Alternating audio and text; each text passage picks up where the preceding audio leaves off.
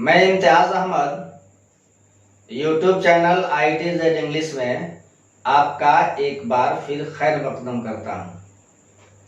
आज के इस शॉर्ट सेशन में मैं आप लोगों को मेन वर्ब के साथ एक इन्फिनेटिव का प्रयोग कैसे किया जाता है इसके बारे में बताने जा रहा हूँ।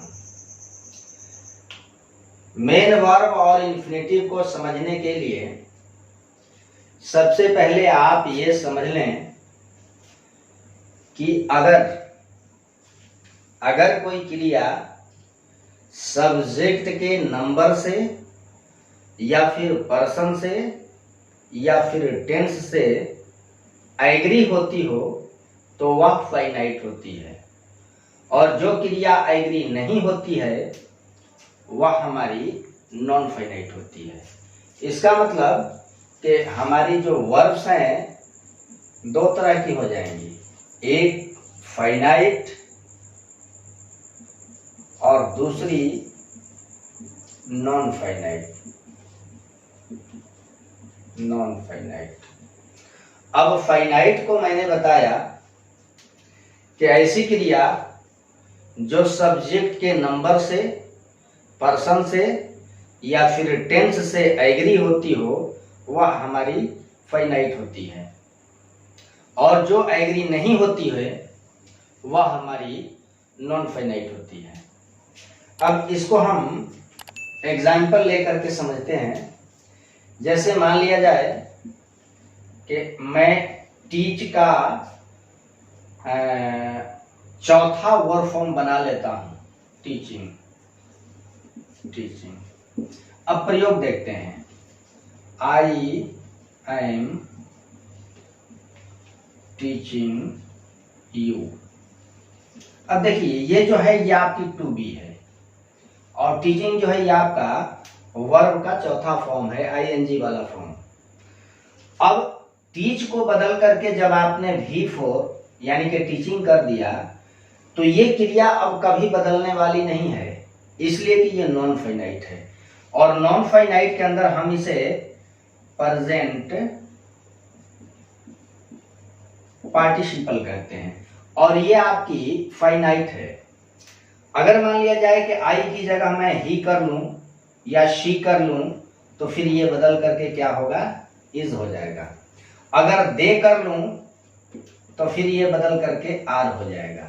ठीक है, ये चेंज कर रहा है, बदल रहा है, कभी पर्सन से बदल रहा है, कभी नंबर से बदल रहा है, और अगर हम टेंस बदल दें प्रेजेंट पास्ट तो ये एम, इज, आर, वाज, वर हो जाएगा। अगर फ्यूचर कर दें तो शैल भी और विल भी हो जाएगा। इसका मतलब कि ये हमारी फाइनाइट है, और इधर वाली V4 जो है ये नॉन फाइनाइट है। क्लियर? आपने समझ लिया कि वर्ब दो तरह की, जो सब्जेक्ट के नंबर से, पर्सन से और फिर टेंस से एग्री होती हो वह हमारी फाइनाइट, और जो एग्री नहीं होती है वो नॉन फाइनाइट। ठीक है, अब नॉन फाइनाइट में तीन क्रियाएं आ जाती हैं, एक इन्फिनेटिव, जेरंड और फिर पार्टिसिपल। क्लियर? अभी मुझे आपको बस इतना ही बताना है कि जो क्रिया बदल जाए फाइनाइट और जो नहीं बदले नॉन फाइनाइट। क्योंकि ये बताना मुझे इसलिए जरूरी हो रहा है कि जब मैं मेन वर्ब के साथ इन्फिनेटिव को रखूंगा तो ये मेन वर्ब जो होगा आपकी फाइनाइट सेक्शन का होगा, और ये इन्फिनेटिव जो है नॉन फाइनाइट हो जाएगी। ठीक है, अब मेन वर्ब और इन्फिनेटिव को हम एग्जाम्पल रख करके समझते हैं। जैसे मैं एग्जाम्पल ले लेता हूं कि वह पढ़ना पसंद करता है। अब आप देखिए कि इस सेंटेंस के अंदर दो क्रियाएं है कि नहीं? एक आपका है पढ़ना और दूसरी क्रिया है पसंद करना। ठीक है, अब यहां आप ये कॉन्सेप्ट बनाएं कि अगर एक सेंटेंस में दो क्रियाएं एक साथ आ जाएं तो उनमें से एक क्रिया फाइनाइट होती है और दूसरी क्रिया नॉन फाइनाइट। अब सवाल ये कि दोनों में से कौन फाइनाइट और कौन नॉन फाइनाइट।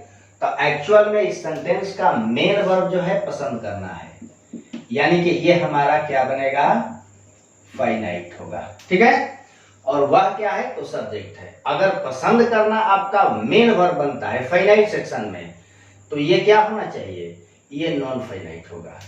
ये क्या होगा, नॉन फाइनाइट। अब नॉन फाइनाइट में पार्टिसिपल तो हो नहीं सकता, जेरम तो हो नहीं सकता, इसका मतलब कि ये क्या बनेगा, इन्फिनेटिव बनेगा।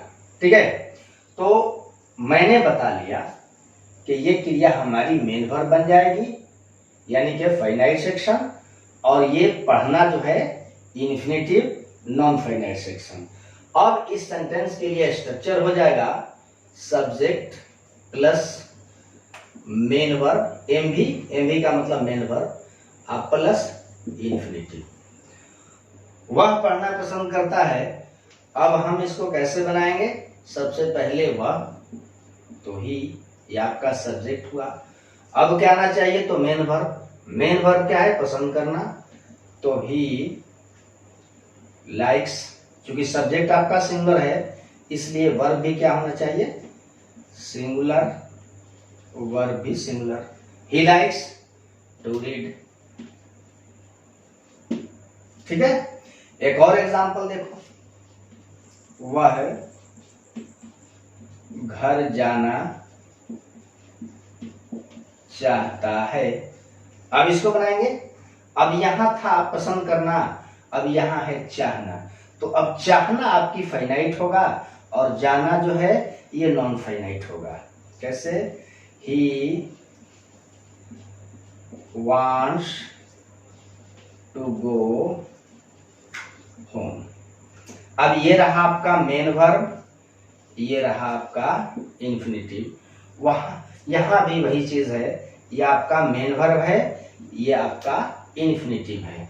इस तरह के बहुत सारे सेंटेंसेस कि वह कवि बनना चाहता है, मैं उपन्यास पढ़ना पसंद करता हूँ, मेरी माँ खाना पकाना चाहती हैं, तुम घर जाना चाहते हो, वह नृत्य करना चाहती है। इस तरह के बहुत सारे सेंटेंसेस हैं जिनको आप आराम के साथ ट्रांसलेट कर सकते हो, अपने दैनिक जीवन में बोल सकते हो, लिख सकते हो, पढ़ सकते हो। ठीक है, अब एक चीज और मैं बताऊं कि मैंने आपका टॉपिक रखा है मेन वर्ब और फिर इन्फिनेटिव। अगला जो मैं आपको रूल बताने जा रहा हूं उसमें मेन वर्ब और इन्फिनेटिव तो आएगा, लेकिन मामला कुछ हट करके होगा। जैसे मैं सीधे सीधे एग्जांपल की बात कर लेता हूं, वह है तैरना जानता है। ठीक है, अब देखिए यहां भी जाना चाहता है और तैरना जानता है, यहां भी दो क्रिया, यहां भी दो क्रिया। मामला तो बिल्कुल सेम है, लेकिन अगर हम इसका गहराई से मुताला करें, ध्यान से देखें, तो वांट के बाद इन्फिनेटिव आया, लाइक के बाद भी इन्फिनेटिव आया, यहां कोई परेशानी नहीं है। लेकिन अब देखिए जानना की अंग्रेजी होता है नो, KNOW, नो। अब नो एक ऐसी क्रिया है जो अपने ठीक बाद कभी भी इन्फिनेटिव स्वीकार नहीं करती है। अब जैसे देख लीजिए, लाइक ने इन्फिनेटिव ले लिया, स्वीकार कर लिया। वांट को भी कोई एतराज नहीं कि मेरे जस्ट बाद एक इन्फिनेटिव क्यों आया, लेकिन नो जो है ऐसा नहीं करती है। नो एक ऐसी क्रिया है जो अपने जस्ट बाद कभी भी इन्फिनेटिव स्वीकार नहीं करेगी। क्यों नहीं करेगी, मैं समझाता हूं। अब जैसे वह तैरना जानता है, तो इसका मतलब हुआ कि जानना जो एक्शन है, नो, ये बता रहा है कि तैरने की जो क्रिया है ऐसे होती है। ध्यान से देखिए, वह तैरना जानता है, इसका मतलब कि उसे तैरना आता है या उसे तैरना मालूम है। मतलब हुआ कि जानना क्रिया जो है ये बता रही है कि तैरने का काम कैसे होता है। तो याद रखें कि जब कोई क्रिया अपने साथ वाली क्रिया के करने का तरीका बताए कि फला काम ऐसे होता है या फिर ऐसे होता है, तो याद रखिए कि नो आएगा और नो अपने बाद ठीक इन्फिनेटिव नहीं लेगा, बल्कि नो के बाद हाउ आएगा। तभी जाकर के ये बात स्पष्ट होगी कि सब्जेक्ट को तैरने का काम मालूम है। अब इसको हम बनाएंगे कि he knows how to swim. अब मैं थोड़ा कंपैरिजन करूं कि वांट के बाद इन्फिनेटिव, लाइक के बाद भी इन्फिनेटिव, नो के बाद भी इन्फिनेटिव, लेकिन फर्क है यहां लाइक के बाद सीधे सीधे इन्फिनेटिव, वांट के बाद सीधे सीधे इन्फिनेटिव, लेकिन नो के जस्ट बाद इन्फिनेटिव नहीं आया है। क्या आया है? हाउ। क्यों आया है? इसलिए कि सब्जेक्ट को पता है कि तैरने का काम कैसे होता है। ऐसा सेंस देना है, जब ऐसा सेंस देना हो कि सब्जेक्ट को कोई काम करना आता है, तो नो अपने जस्ट बाद इन्फिनेटिव नहीं लेगा। क्या लेगा? हाउ। और तब जाकर के आपकी इन्फिनेटिव आएगी। आगे देखिए एक और एग्जांपल। मैं अंग्रेजी बोलना जानता हूं। अगर मैं चाहूं तो इसको ऐसे भी बोल सकता हूं, लिख सकता हूं कि मुझे अंग्रेजी बोलना मालूम है। ठीक है, आप चाहे जैसे लिखो, है ना। इसका ट्रांसलेट कैसे होगा? हाउ और प्लस इन्फिनेटिव। जैसे कहेंगे कि I know how to speak English. ठीक है, तो मैंने दो तरह के आपको ट्रांसलेट बताए। पहला तो मेन वर्ब और जस्ट बाद इन्फिनेटिव, लेकिन अगला जो आया ये आपका यूज है हाउ प्लस इन्फिनेटिव। ठीक है, यानी कि नो अपने जस्ट बाद कभी भी यहां पर इन्फिनेटिव स्वीकार नहीं करता है। क्यों नहीं करता है? इसलिए कि नो को बताना है कि तैरने का काम ऐसे होता है, नो को बताना है कि अंग्रेजी बोलना ऐसे होता है।